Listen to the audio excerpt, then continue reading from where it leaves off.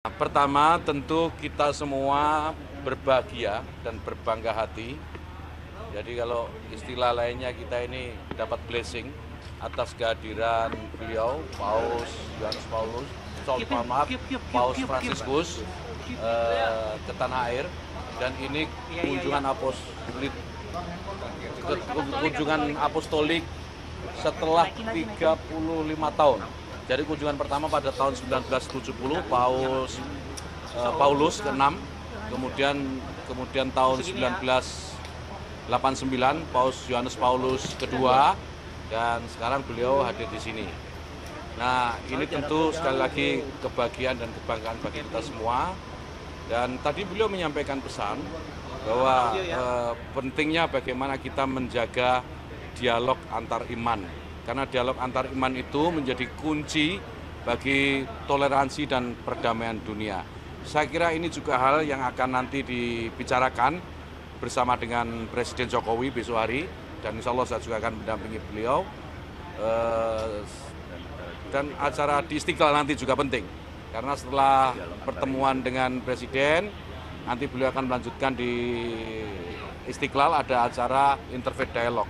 Saya kira ini manifestasi dari apa yang tadi beliau ucapkan, bahwa dialog itu menjadi kunci utama bagi sukses perdamaian, bukan hanya dunia tetapi antar umat manusia.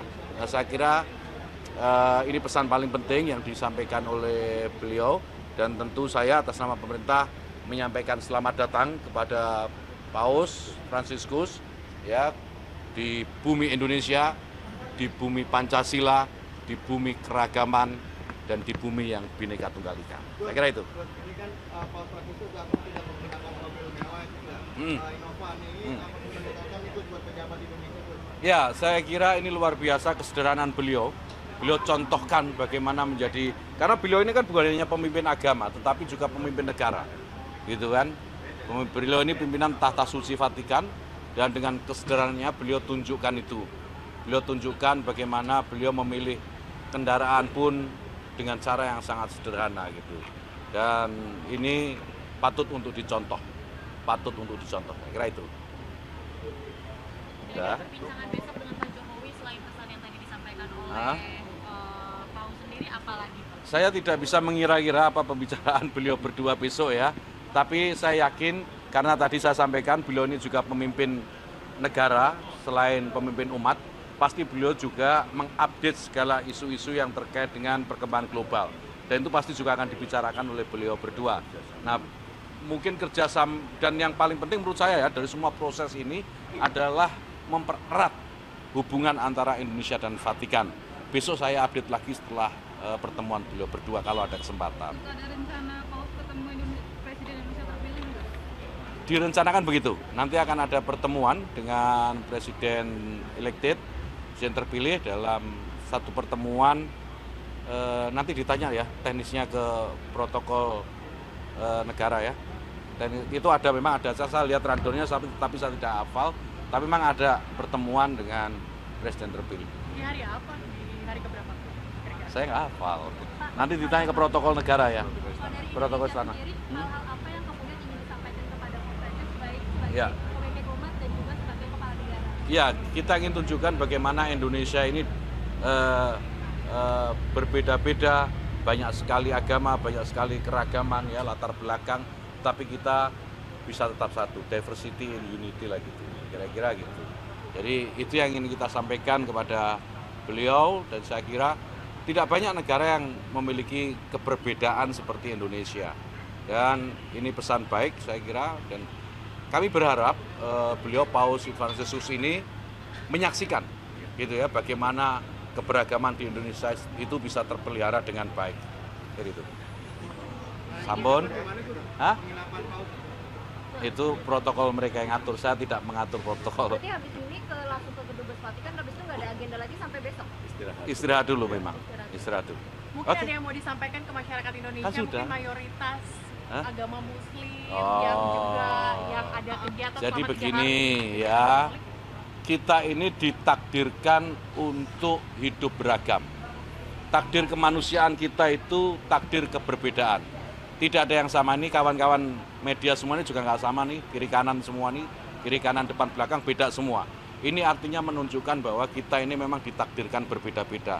Tetapi dari pesan keberbedaan itu, yang penting bagaimana kita bisa menjamin bahwa kita semua saling bersatu, saling memahami, saling pengertian, memahami kekurangan dan kelebihan masing-masing, dan tetap menjaga persatuan dan kesatuan.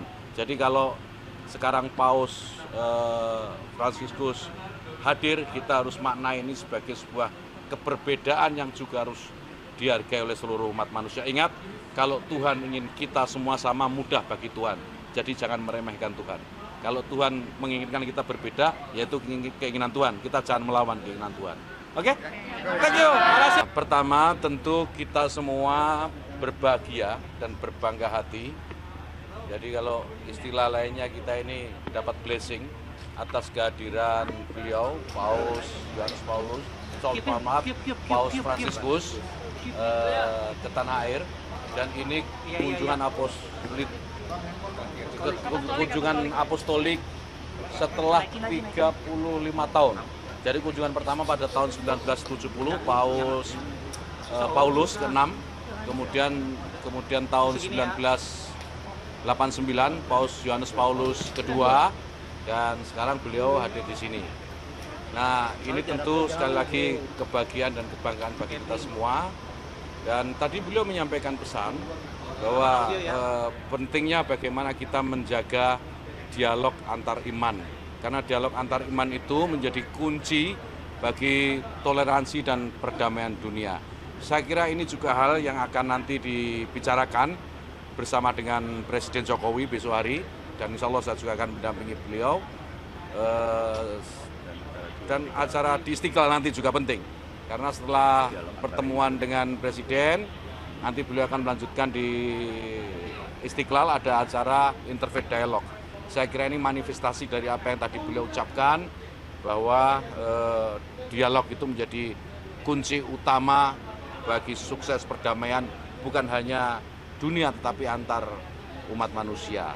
Nah, saya kira ini pesan paling penting yang disampaikan oleh beliau, dan tentu saya atas nama pemerintah menyampaikan selamat datang kepada Paus Fransiskus ya di bumi Indonesia,